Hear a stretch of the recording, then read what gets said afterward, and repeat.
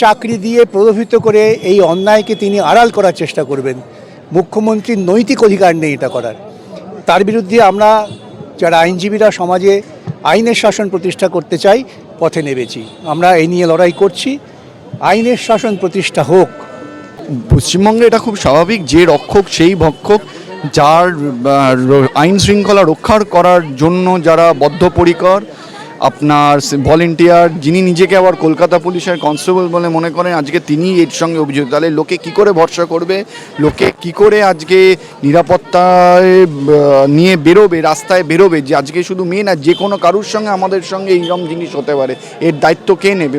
Civic volunteer তো তৃণমূলের আশ্রিত একজন বড় নেতা, তার সঙ্গে পুলিশের বড় কর্তাদের ওঠা বসা, তার সঙ্গে হাসপাতাল কর্তৃপক্ষের ওঠা বসা, এবং তো আরও অনেক ঘটনা বেরিয়ে আসছে। চিকিৎসক বন্ধুরা আমাকে ফোন করে বলছেন যে ধরনের আঘাত মেয়েটি পেয়েছে এটি কোনো একজন মানুষের পক্ষে করা সম্ভব না।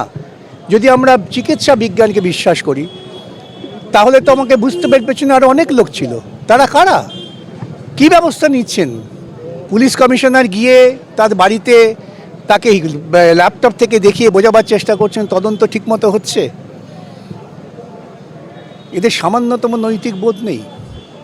চেষ্টা করছেন ওরা ওই পরিবারটাকে তাদের দখলে নেওয়ার, চেষ্টা করছেন পরিবারটাকে তাদের চাপের মুখে নত হওয়ার।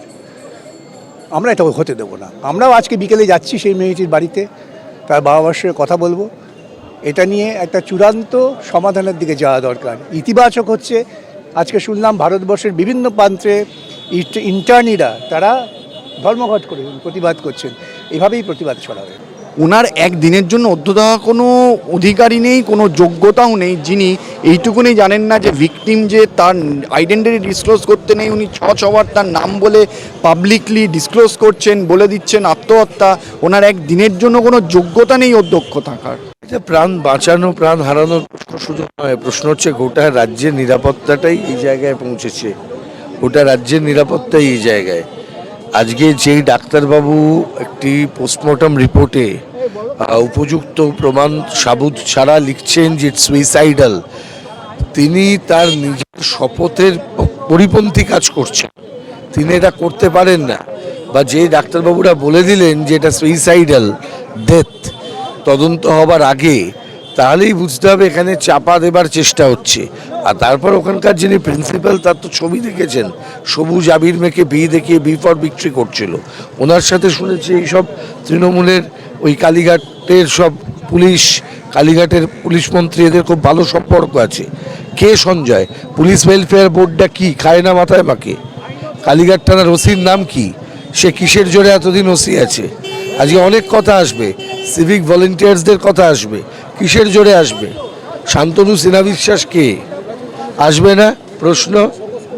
আজকে এই কথাটা বারবার করে আমাদের মনে রাখতে হবে।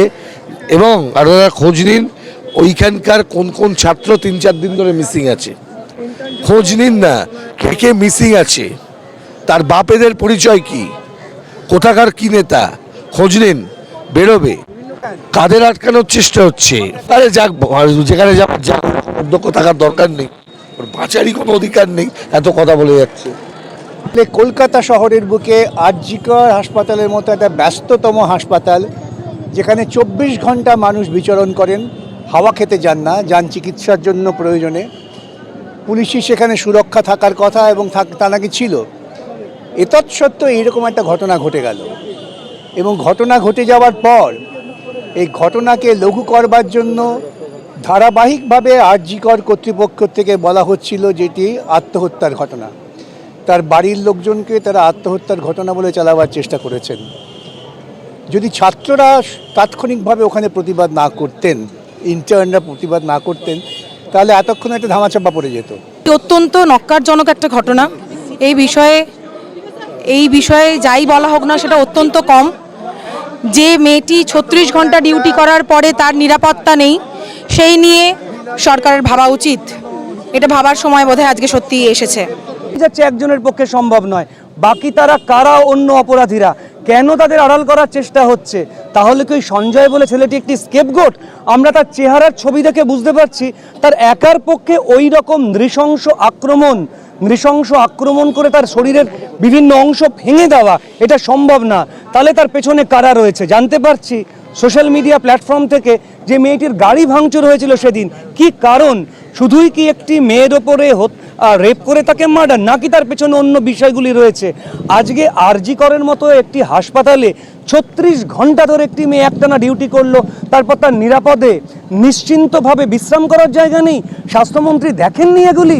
শুধু কলকাতা কেন, আমি সারা পশ্চিমবঙ্গ জুড়ে সমস্ত হাসপাতালে সমস্ত মহিলা কর্মচারীদের, মহিলা ডাক্তারদের নিরাপত্তা সুনিশ্চিত করার দাবি জানাচ্ছি।